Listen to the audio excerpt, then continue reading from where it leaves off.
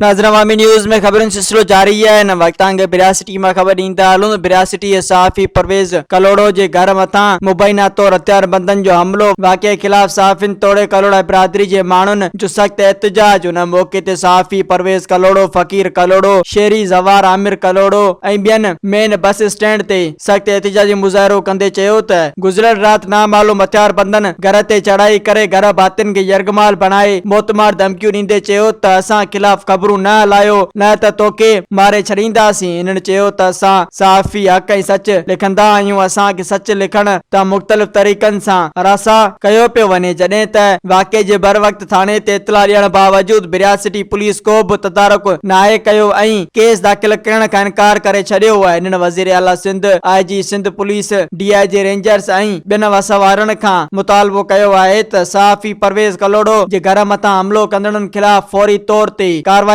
कई वञे जीअं सहाफ़ीअ मां बेचैनी खत्म थी सके। मज़ीद खबरों और तफसीलात के लिए विजिट करें हमारी वेबसाइट www.awamiNewsHD.com।